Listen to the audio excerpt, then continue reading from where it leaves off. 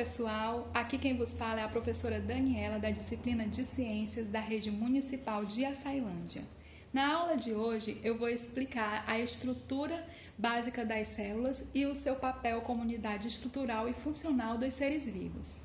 Bom, então vamos lá. Existe basicamente dois tipos de células: células procarióticas, presente em bactérias, e células eucarióticas, presente em animais, vegetais, fungos, protozoários. As partes principais de uma célula são membrana plasmática, citoplasma e o núcleo. As células são muito pequenas, portanto, elas só podem ser vistas com o uso do microscópio, porque o seu tamanho é 1000 vezes menor do que o milímetro. A unidade usada é o micrômetro, representado por essas letras aqui. Essa letra é uma letra grega, tá? O tamanho das células de um ser humano, por exemplo, varia de 0 a 130 micrômetros. 8 micrômetros é igual a 0,008 milímetros, ou seja, a milésima parte de um milímetro. Mas eu vou explicar aqui para vocês, baseado numa macrocélula, que é o ovo da galinha, né? Uma macrocélula quer dizer que é uma célula que pode ser vista a olho nu, sendo que a maioria só pode ser vista com o uso do microscópio óptico, como eu falei para vocês. Bom, aqui nós temos a pele do ovo, que é aquela pele que fica abaixo da casca, representa a membrana plasmática, que é uma membrana fina e semipermeável, que delimita todo o espaço da célula, separando o meio intracelular do meio extracelular. Aqui no meio nós temos, no caso do ovo, a clara do ovo, que representa o citoplasma, que é uma substância gelatinosa, onde vai estar presente as organelas citoplasmáticas, e dentro nós temos a gema representando o núcleo. O núcleo da célula, gente, ele é delimitado por uma membrana chamada carioteca, tá? E dentro do núcleo fica o material genético, o DNA, que é responsável pela transmissão das características hereditárias. Bom, mas nem toda célula possui essa membrana, não possui o núcleo organizado, que é o caso das células procarióticas, tá? Eu vou mostrar aqui para vocês, numa maquete que eu preparei, tá? Que é de uma bactéria que ela não possui o núcleo dentro dela. Essas partezinhas vermelhas que vocês estão vendo aqui são representando o DNA. O DNA, então, ele está solto dentro do citoplasma. Caiu a plaquinha aqui, falando membrana plasmática, é porque eu tinha colocado aqui, tá? Os nomes de cada uma das partes da célula. Vou até tirar aqui porque o papelzinho arrancou. Aqui nós temos, então, nessa parte roxa, é o citoplasma, aqui os ribossomos e espalhado o DNA, diferente das células eucarióticas que tem o núcleo organizado. Aqui está o núcleo de uma célula eucariótica. Vou pegar outro aqui para mostrar para vocês, ó. O núcleo, ele é delimitado por uma membrana chamada carioteca. Esses pontinhos, essas pintinhas aí representam os poros.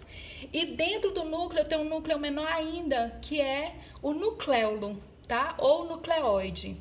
E aqui dentro fica o material genético, o DNA. Então, esse núcleo, ele é bem estruturadozinho, né? Porque ele tem a membrana carioteca, que as células procarióticas não possuem. Bom, os seres vivos, eles também são caracterizados, classificados de acordo com o número de células. Aqueles que possuem uma única célula, no caso do paramécio, que só tem uma célula, o corpo dele é formado só por uma célula, a bactéria também, né? Eles são chamados de unicelulares. Já nós, seres humanos, que possuímos 300 milhões aí de células, né? Somos considerados pluricelulares. Nós temos célula, por exemplo, do nosso sistema nervoso, o neurônio, como vocês estão vendo aqui, que é uma célula cheia de inervações, né? Tem aqui o núcleo dela, tá vendo? É uma célula bastante irregular. Temos outras células no nosso sangue, como os glóbulos vermelhos, que são células anucleadas, glóbulos brancos e as plaquetas. Depois eu vou dar uma aula para vocês sobre o sistema sanguíneo e eu vou explicar a função de cada uma dessas células dentro do nosso organismo. tá? E nós temos os seres que não possuem células, por isso são chamados de acelulares, que é o caso dos vírus. Eles nem são considerados seres vivos por não possuírem célula. Certo? Então, agora eu vou explicar para vocês como que é dentro da nossa célula. Aqui é o exemplo de uma célula animal. Deixa eu tirar aqui. Animal. A célula animal, ela tem a membrana plasmática, que está representada em roxo aqui. Toda essa parte que envolve a célula é a membrana plasmática. Dentro o núcleo, que não necessariamente tem que estar no meio da célula, tá? Às vezes ele pode aparecer lá no cantinho. Aí nós temos também na célula animal, temos o retículo endoplasmático liso, tá aqui ó, retículo endoplasmático liso ou não granuloso, e o granuloso. Qual é a diferença deles dois? O granuloso, ele possui esses grãozinhos que são os ribossomos aderidos às suas paredes, e o liso não possui esses grãos, certo? Esses grãozinhos são esses aqui, ó, os ribossomos, que são responsáveis pela produção de proteínas, pela síntese de proteína. Esses aqui, representados em lilás, com esses pontinhos, são os lisossomos, responsáveis pela digestão intracelular, ou seja, digere as substâncias dentro da célula. Esse aqui, que são bolsas achatadas, são chamados de complexo golgiense. E o complexo golgiense é responsável por armazenar as substâncias e excretar, colocar para fora aquilo que a célula não vai precisar. Nós temos aqui representado em marrom e com essas cristas em azul, representamos aqui a mitocôndria, que são organelas responsáveis pela respiração celular. E aqui no meio, vocês estão vendo os centríolos, tá? Que parecem esses macarrãozinhos espaguete, são responsáveis pela divisão celular. Então, como vocês estão vendo, cada um aqui desempenha uma função diferente, né? E são chamados de organela citoplasmática porque é como se fossem órgãos pequenos, né? Chamando no diminutivo, organelas, órgãos pequenos, cada um com sua função. E quem gerencia tudo isso é o núcleo, tá? Essa é uma célula animal, mas se ela fosse uma célula vegetal, ela teria que ter 3 partes que a animal não tem. Tá faltando aqui, que seria o cloroplasto, aliás, o cloroplasto, tá? Que são organelas responsáveis pela fotossíntese, pela absorção da luz solar. Então, obrigatoriamente, as células vegetais têm essa organela, tá? Responsável pela absorção da luz solar, realização da fotossíntese. Tem que ter também o vacúolo contrátil, que ele se enche de água, tá? E ele fica dentro da célula vegetal também.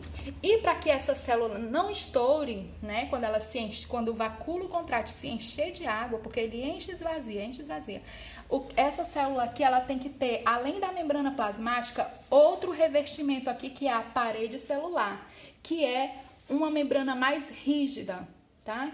Que só tem nas células vegetais, na animal não tem, tá?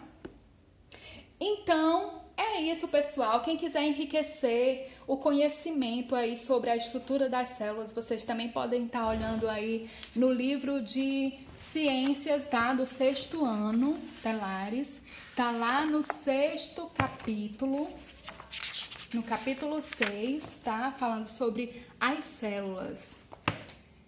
Então, é isso. Eu espero ter ajudado vocês, ter contribuído com o conhecimento de vocês em relação à estrutura das células. Muito obrigada. Até a próxima.